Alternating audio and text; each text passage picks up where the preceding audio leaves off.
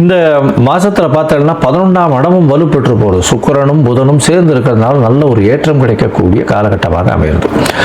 மொத்தத்தில் பார்க்கும்பொழுது இந்த தனுசு ராசிக்காரர்களுக்கு ஏற்றம் மிகுந்த மாதமாக இந்த கார்த்திகை மாதம் அமைய போகிறது. 3ஆம் இடத்தில் சனி பெரிய மாறுதல்களை ஏற்படுத்த போறார். உங்களுக்கு எல்லா விதத்திலும் பெரிய ஏற்றத்தை கொடுக்கக்கூடிய காலகட்டமாக இருக்கும்.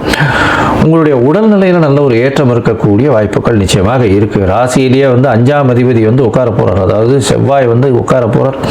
பெரிய ஏற்றம் கிடைக்கும். மகாலட்சுமி யோகம் கிடைக்கக்கூடிய வாய்ப்புகள் நிச்சயமாக உண்டு.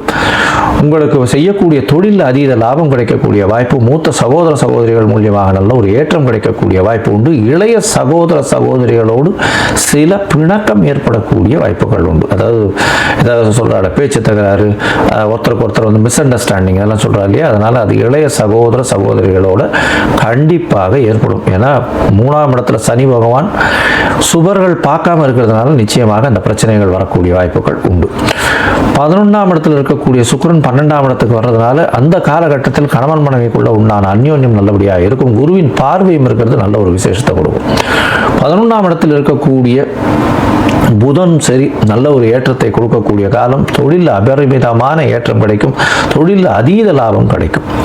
உங்களுடைய முயற்சிகள் எல்லாம் வெற்றி பெறும் சொன்ன சில காலகட்டங்கள் முயற்சிகளை தள்ளி போடுறது நல்லது. அந்த சில காலகட்டங்கள் சந்திராஷ்டம காலகட்டங்கள்னு சொல்றோம்.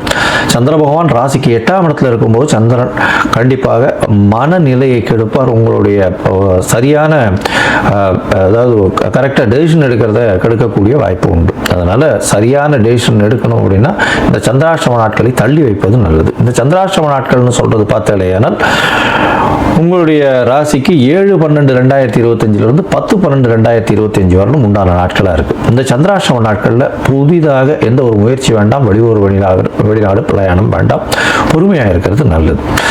ஒருவேளை நீ போய்த்தான் ஆகணும் அப்படின்னும் போது உங்களுடைய அருகில் இருக்கிற கோவிலில் உங்களால் முடிஞ்ச அளவுக்கு பால் கொடுங்க. அபிஷேகத்துக்கு பால் அபிஷேகம் பண்ணுறதுக்கு கொடுத்தா சந்திராஷ்டமத்தின் தாக்கம் குறையும். நீங்கள் இந்த மாதம் பார்த்தீங்கன்னா இந்த மூக்கு கடலை அருகில் இருக்கக்கூடிய அதாவது விநாயகர் கோவில்லையோ இல்லைன்னா ஆஞ்சநேயருக்கோ வியாழக்கிழமை அன்னைக்கு போய் வேக வச்ச மூக்கு கடலை சுண்டல் பண்ண சொல்லி எல்லாருக்கும் விநியோகம் பண்ண சொல்லுங்கள். இந்த மூக்கு கடலை தானமாக கொடுக்கறதன் மூலியமாக உங்களுடைய பிரச்சனைகள், பணத்தட்டுப்பாடுகள் எல்லாமே குறையக்கூடிய வாய்ப்புகள் நிச்சயமாக உண்டு.